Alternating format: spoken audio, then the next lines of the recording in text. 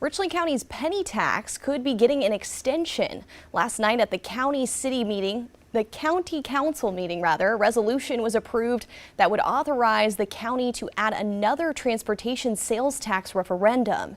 News 19's Nate Stanley joins us in studio live tonight. He spoke with a council member today and joins us with more on the implication of this vote.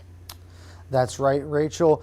It's a ballot item that you as voters wouldn't see on your ballot until next year's general election in 2024. However, after yesterday's approval, the county will begin planning what another penny tax could be used for. The decision is getting mixed reactions, even from the council.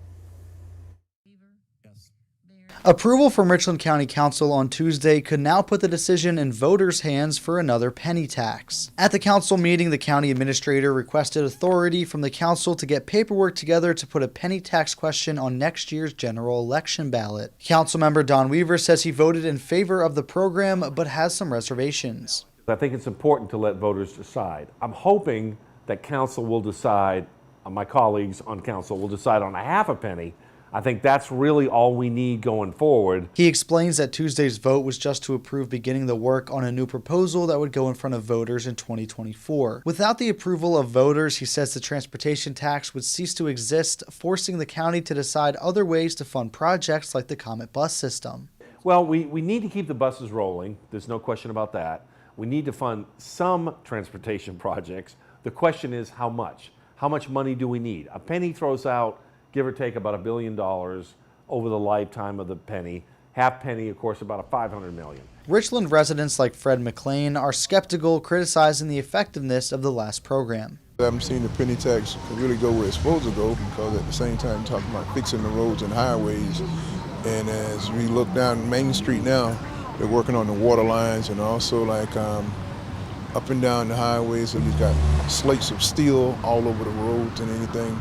So where is the actual penny tax going at? Weaver agrees, saying whether it gets approved is up to voters, and it's important to provide them with as much information as possible. We don't have a full list yet of the projects that the new penny would fund.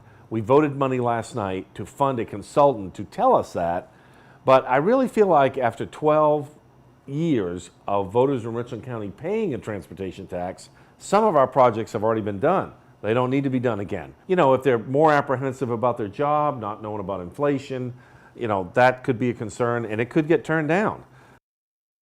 Councilman Weaver says the county is now waiting to get numbers from those consultants, and he expects discussion of the specifics of the program will likely be ready by early 2023. The council's next meeting is scheduled for October 17th. In studio, Nate Stanley, News 19, WLTX. Rachel? Thanks, Nate. For some context, here's a little background on the Richland County penny tax.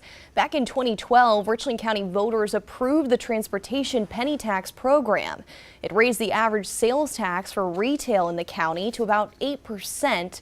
And it was expected to bring in more than $1 billion over 22 years. The money was to be split between the Comet bus system, roads in Richland County, bike paths, green spaces, and walkways. In August of 2020, the State Revenue Department requested the county pay millions of dollars back. However, the department settled with the county. The county in turn invested an additional $15.5 million into penny tax program projects. The agreement also stated the audit of the penny tax program did not find any fraud. Well, over in the game